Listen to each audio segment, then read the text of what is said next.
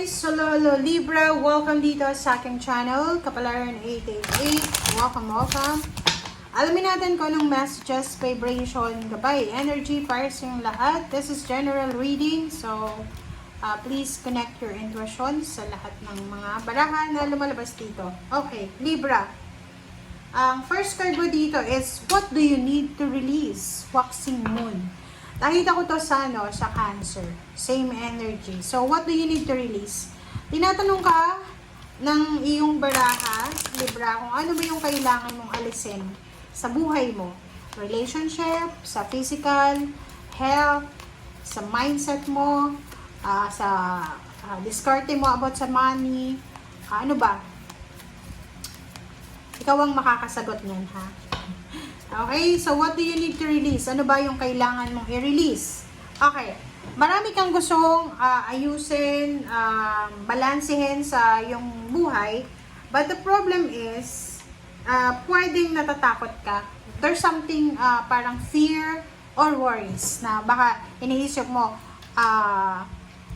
pwedeng yung iba gusto makipag-iwalay pero iniisip mo na, hindi ko to kaya. Dito sa barahan to, sinasabi ng baraha sa'yo na kinakailangan mo daw, Libra, na maging strong yung connection mo sa yung faith. Sa religion, depende yan kung gusto mo. Or sa spirituality, sa human being. Okay? So, have faith, okay? And release.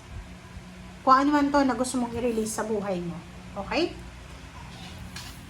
Or pwede rin na sinasabi ng baraha sa'yo na may mga Libra ditong natatakot kayo na gawin kung ano yung dapat ninyong gawin, gusto nyong gawin.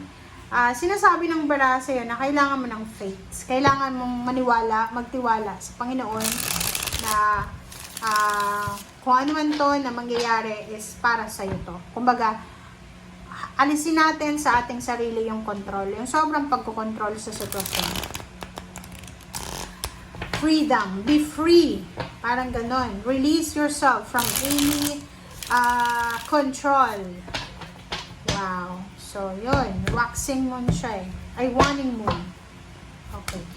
Alright. So, next card natin is Ten of Wands, Knight of Pentacles, Five of Pentacles, Queen of Swords, and Hierophant. Sa ilalim mo, guys, is Four of Pentacles, Death card, and Four of Wands, Ace of Pentacles, and the World card. Alright. So, ang nakikita ko sa'yo dito, there's a Libra na possible na marami kang gustong gawin. Kaya ngayon, sabi ko, diba, pwede yung iba sa inyo gustong mag-ipon ng pera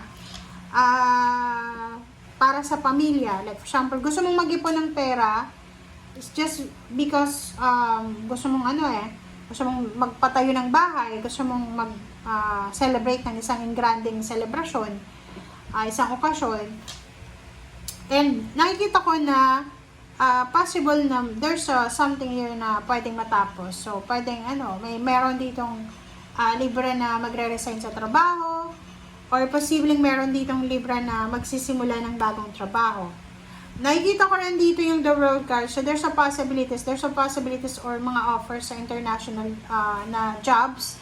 But, meron ditong Two of Wands, sinasabi na hindi ka makapag-desisyon. It's either, meron ditong Libra na parang iniisip nyo na, lalo kung medyo may edad ka na, 50 plus years old na Libra, iniisip nyo na magpapahinga ka ba? Magre-retire ka na? Or tuloy pa rin ang trabaho? Parang ganun. Alright, so, thank you. Let's clarify kung ano yung mga naunang barahan natin. Ten of Wands. Comment down below sa mga Libra na masyadong pagod, masyadong nahihirapan na parang i-carry yung mga baggages nyo everyday. Marami ka bang obligasyon? Comment down below, Libra. Kasi yung Ten of Wands is multitasking. Maybe may full-time, may part-time, nagtatrabaho pa sa weekend. Yung parang ang dami mong mga bit-bit, dala-dala. Okay. Alright. So, Ace of Wands and Nine of Oh, 'di ba? Parang eto, sinasabi ng bara sa'yo na parang wala kang choice. Parang sinasabi ng bara sa'yo, Libra, na wala kang choice kundi maghirap. 'Di ba? Halimbawa, ikaw yung breadwinner ba sa family? Ikaw lang yung may kakayahan kumita ng pera. Medyo may edad na ba yung mga kasama mo or bata pa? Parang ganun. So, nakikita ko sure dito na wala kang choice kundi mag-suffer. Wala kang choice kundi gawin kung ano yung ginagawa mo sa ngayon. Ace of Wands, parang nakikita ko sir dito na wala ka ng parang motivation para maging excited, para maging masaya, parang gano'n. Yung parang, ang feeling mo dito, tingnan nyo nga guys, ang ganda. Ang ganda kasi, tingnan mo ang barahan mo. Resonated sa bawat isa. Hindi ko sinabing maganda yung sitwasyon mo. Sinasabi ng barasir dito na wala kang choice. Or maybe ikaw yung naglagay sa balikat mo ng mga obligations na yan. Sobrang nahihirapan ka, hindi ka makatulog sa gabi because of so many pain and heartaches. Physical pain, masakit yung katawan mo sa sobrang trabaho.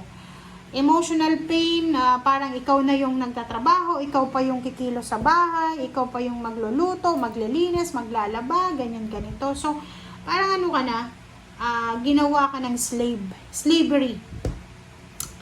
And Ace of Wands, parang nakikita ko dito, merong mga Libra na wala na kayong panahon para mag-enjoy, magsaya, parang ganon.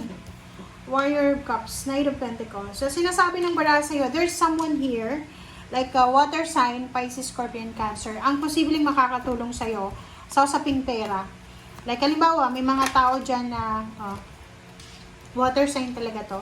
Pwedeng lalaking Cancer, babaeng Cancer, or babaeng Scorpio, and Pisces, Cancer. Ang posibleng makakatulong sa'yo.